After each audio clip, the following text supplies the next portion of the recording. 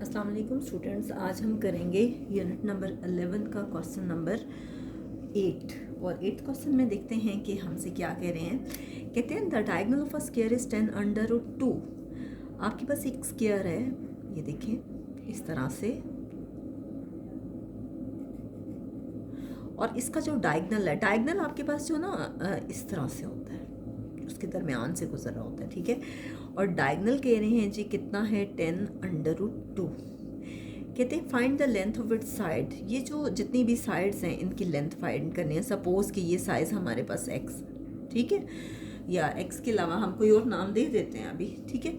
आप इसको कह दें कि ये है a, इसको b कह दें, इसको c कह दें, d कह दें। ज़रूरी नहीं है कि जो नाम मैं दे रही हूँ आप वही नाम दें, ठीक है। अब देखें कि हम ये वाली ट्राइंगल ले लेते हैं, इन ट्राइंगल ABC। अगर हम ABC लेते हैं तो एंगल B जो है वो आपके पास कितना है 90 डिग्री, ठीक है। अब देखिए वैसे तो मैं आपको हमेशा ये सिखाती हूँ कि A के सामने स्मॉल a ले लें, B के सामने स्मॉल b, C के सामने स्मॉल c, लेकिन फ़िलहाल मैं इसमें नहीं ले रही। मैं सिर्फ ये लिख रही हूँ कि ये बेस है, ये ऑल्टीट्यूड है जिसे हाइट भी बोलते हैं, परपेंडिकुलर है, और ये आपके पास है जी हाइपोटेन्यूज, ठीक है। पैथागोरस थ्योरम हम अप्लाई करते हैं by using Pythagoras theorem. Pythagoras theorem आपके पास क्या कहता है कि हाइपोटेन्यूज का स्क्वायर इक्वल होता है base square plus perpendicular square के, ठीक है। हाइपोटेन्यूज आपको दी गई है 10 अंडर रूट 2 का होल स्क्वायर, ठीक है। बेस आपके पास है जी सिर्फ और सिर्फ एक्स स्क्वायर, और परपेंडिकुलर भी आपके पास है एक्स स्क्वायर। अब इन दोनों का स्क्वायर जो है वो आप अलग अलग ले लें, 10 का होल स्क्वायर और ये अंडर रूट 2 का whole square. X square plus x square जो है 1 और 1, ये आपके पास आ गया 2 एक्स स्क्वायर।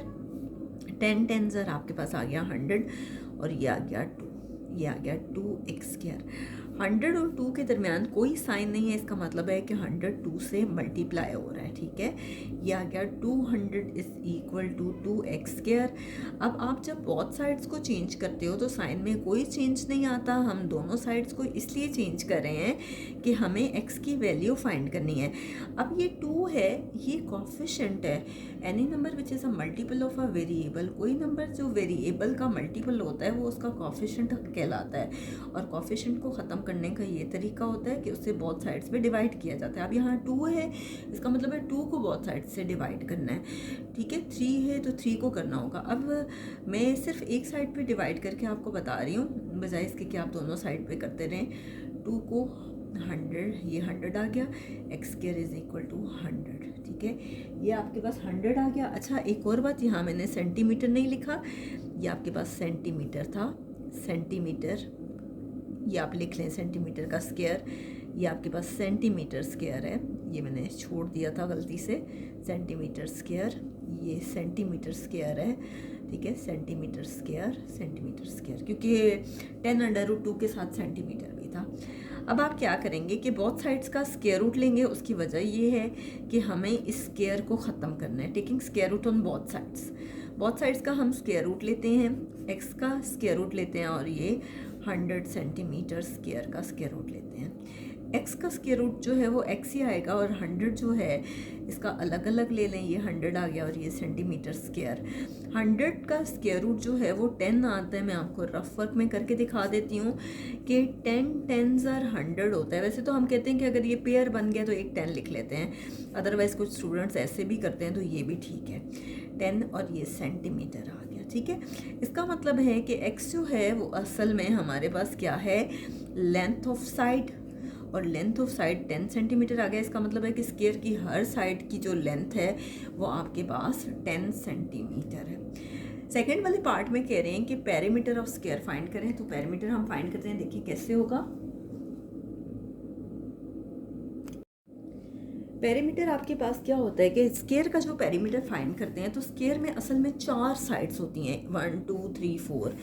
तो जब भी आपको पेरीमीटर ऑफ स्क्वायर फाइंड करना हो तो इसका मतलब है कि 4 मल्टीप्लाई बाय एल होगा, यानी 4 साइड्स हैं तो चारों साइड्स को उसकी लेंथ से मल्टीप्लाई करेंगे। ठीक है, बहुत से लोग length plus length plus length plus length करते हैं, तो वो भी गलत नहीं है। अब लेंथ कितनी आई है हमारे पास 10 सेंटीमीटर, तो ये होगा 4 मल्टीप्लाई बाय लेंथ है जी 10 सेंटीमीटर, 4 10 सर ये आपके पास आ गया 40 सेंटीमीटर। पेरीमीटर हमारे पास फाइंड हो गया। अब थर्ड में कह रहे हैं पेरीमीटर, एक बार फिर सुन लें, ये इसकी बाउंड्री को कहते हैं। ठीक है, तो नेक्स्ट है आपके पास area of square. Area of square जो अंदर वाला जितना भी पोर्शन है स्क्वायर के अंदर वो उसका एरिया कहलाता है। सपोज आप एक रूम के अंदर बैठे हो और उस रूम के अंदर जो भी एरिया है वो एरिया कहलाएगा। अगर वो स्क्वायर है तो एरिया ऑफ स्क्वायर कहलाएगा, और अगर वो रेक्टेंगल शेप में है तो वो एरिया ऑफ रेक्टेंगल कहलाएगा। अब देखिए एरिया ऑफ स्क्वायर का फॉर्मूला क्या होता है कि length multiply by length, length को लेंथ से मल्टीप्लाई करते हैं। लेंथ हमारे पास गिवन है जी 10 सेंटीमीटर, गिवन तो नहीं थी, हमने फाइंड की थी 10 सेंटीमीटर मल्टीप्लाई बाय 10 सेंटीमीटर। 10 को 10 से मल्टीप्लाई करें 100 आता है, और सेंटीमीटर को सेंटीमीटर से करें तो ये सेंटीमीटर स्क्वायर आता है। यहाँ पे हमारा क्वेश्चन नंबर 8 कंप्लीट हो गया। नेक्स्ट हम करते हैं क्वेश्चन नंबर 9। क्वेश्चन नंबर 9 है, कहते हैं the diagonal of a rectangle is, एक रेक्टेंगल है, ये देखें मैं आपको बना के दिखाती हूँ। रेक्टेंगल वो होता है जिसकी अपोजिट साइड्स जो हैं वो बराबर होती हैं। ठीक है, ये एक रेक्टेंगल है। ठीक है, कहते हैं कि इसका जो डायगोनल है, डायगोनल कितना है x प्लस 9 सेंटीमीटर, ये इसका डायगोनल है। कहते हैं while its sides are 6 centimetre and x plus 7 centimetre. एक साइड जो है वो x प्लस 7 है, सपोज कि लेंथ इतनी है, और जो इसकी विड्थ है वो 6 सेंटीमीटर है। ठीक है, कहते हैं what is the value of x। हम इस रेक्टेंगल को कोई नाम दे देते हैं A B C and D, जैसे हमने पहले स्क्वायर को नाम दिया था। तो हम देखते हैं कि हमारे पास ट्रायंगल कौन सी है ABC, और एंगल B पे हमारे पास 90 डिग्री है। ठीक है, अब देखें कि but is the value of x, तो हम यहाँ पे पाइथागोरस थ्योरम लगाएंगे बाय यूजिंग पाइथागोरस थ्योरम, जैसे हमने पहले किया था। पाइथागोरस थ्योरम आपसे क्या कहता है कि हाइपोटेन्यूज का square is equal to base square plus perpendicular square. Hypotenuse कितनी है जी x प्लस 9 सेंटीमीटर का होल स्क्वायर। बेस कितनी है x प्लस 7 सेंटीमीटर का होल स्क्वायर, और परपेंडिकुलर कितना है 6 सेंटीमीटर का होल स्क्वायर। लिख लें बेशक कि ये परपेंडिकुलर है, ये इसमें बेस है, और ये हमारे पास है जी हाइपोटेन्यूज। अब देखिए ये आप अलग अलग स्क्वायर ले लें, x प्लस 9 का होल स्क्वायर और ये सेंटीमीटर का होल स्क्वायर। इसी तरह से ये x प्लस 7 का होल स्क्वायर और ये सेंटीमीटर का होल स्क्वायर, और ये 6 का होल स्क्वायर और ये सेंटीमीटर का होल स्क्वायर। अब हम क्या करते हैं, इसमें फॉर्मूला लगाते हैं। आप देखिए आपके पास ये है a प्लस बी का whole square by using formula लग रहा है। इसमें कौन सा फॉर्मूला है आपके पास, a प्लस बी का whole square which is equal to a square plus b square plus 2ab। कुछ लोग 2ab मिड पे भी लिखते हैं, कोई हर्ज नहीं है। अब इसमें a है x, b कितना है 9, कैसे होगा, a का होल स्क्वायर यानी x का होल स्क्वायर प्लस b का होल स्क्वायर यानी 9 का होल स्क्वायर प्लस 2 फॉर्मूले का इनटू a कितना है x और b कितना है 9। ये फॉर्मूला यहाँ पे लग गया इज इक्वल, और यहाँ पे क्या है centimetre square is equal to, यहाँ पे भी फॉर्मूला लग रहा है, सेम फॉर्मूला लग रहा है। अब a x है और b 7 है, यहाँ पे भी हम लगाते हैं। ठीक है, कैसे, a का होल स्क्वायर यानी x का होल स्क्वायर, b का होल स्क्वायर यानी 7 का whole square plus 2 into a होगा x और b क्या होगा 7। ठीक है, और ये क्या होगा सेंटीमीटर स्क्वायर। नेक्स्ट क्या है 6 6 आर 36 और ये आ गया सेंटीमीटर स्क्वायर। ये आ गया आपके पास एक्स स्क्वायर प्लस 9 9 ज़र 81 प्लस 2 9 ज़र 18x सेंटीमीटर स्क्वायर। ये क्या हो गया आपके पास एक्स स्क्वायर प्लस 7 का स्क्वायर का मतलब है 7 7 ज़र 49 प्लस 2 7 ज़र 14x। ये आ गया centimetre square plus 36 centimetre square. Next page पे मैं ये दोबारा लिख देती हूँ कि आपको इससे प्रॉब्लम ना हो, कि आपको समझ आ जाए कि हम क्या कर रहे हैं। नेक्स्ट देखिए हम क्या करेंगे, हर एक को सेंटीमीटर स्क्वायर से मल्टीप्लाई करते हैं। एक्स स्क्वायर सेंटीमीटर स्क्वायर है plus 81 centimetre square plus 18x centimetre square. दरमियान में कोई साइन नहीं है ना, हर एक से सेंटीमीटर स्क्वायर मल्टीप्लाई हो रहा है। कुछ लोग नहीं भी लिखते इस स्टेप में, तो ना भी लिखें तो कोई हर्ज नहीं है, लेकिन बेहतर है कि लिख लें। एक्स स्क्वायर सेंटीमीटर स्क्वायर से plus 49 centimetre square plus 14x centimetre square plus 36 centimetre square. अब हम देखते हैं कि क्या कुछ कैंसिल हो रहा है। इधर ये प्लस है, ये ज़ाहिर बात है इस तरफ आएगा तो माइनस हो जाएगा, हम डायरेक्टली कैंसिल कर देते हैं, ठीक है। और तो हमारे पास कुछ डायरेक्टली कैंसिल नहीं हो रहा, तो हम देख लेते हैं। 81 सेंटीमीटर स्क्वायर है, ये वाला मैंने लिखा, इसको यहाँ से इस तरफ लाए, ये प्लस था दूसरी साइड पे आया तो ये माइनस हो जाएगा। प्लस 18x सेंटीमीटर स्क्वायर है, ये 14 दूसरी साइड पे आएगा तो ये माइनस 14x सेंटीमीटर स्क्वायर हो जाएगा। और ये हमारे पास है 36 सेंटीमीटर स्क्वायर। 81 में से 49 माइनस करें, मैं रफ वर्क में आपको माइनस करके दिखाती हूँ। 1 में से 9 माइनस नहीं हो सकता, बोरो करेंगे। 11 में से 9 गए 2, 7 में से 4 गए 3, ये आ गया 32 सेंटीमीटर स्क्वायर। ये आ गया 18x में से 14x माइनस करें तो 4x बचता है centimetre square equal to 36 centimetre square. Finally ये आपके पास आ गया सेंटीमीटर स्क्वायर। इस 32 को दूसरी साइड पे ले जाएं, 36 सेंटीमीटर स्क्वायर, ये प्लस 32 है, दूसरी तरफ जाके माइनस 32 सेंटीमीटर स्क्वायर हो जाएगा। 4x सेंटीमीटर स्क्वायर, 36 में से 32 माइनस करें 4 सेंटीमीटर स्क्वायर आ गया।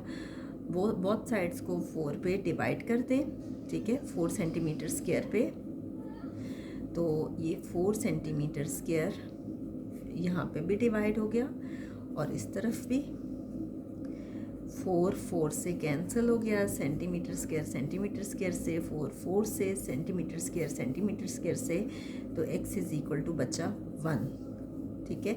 इसका मतलब है कि x जो है उसकी वैल्यू हमारे पास क्या आ रही है 1, तो उन्होंने हमसे यही कहा था कि x की वैल्यू फाइंड करें, so x is equal to 1। Finally हमारे पास ये आ गया।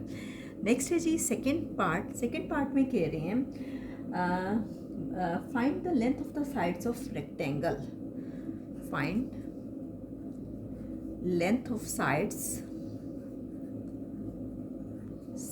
of rectangle.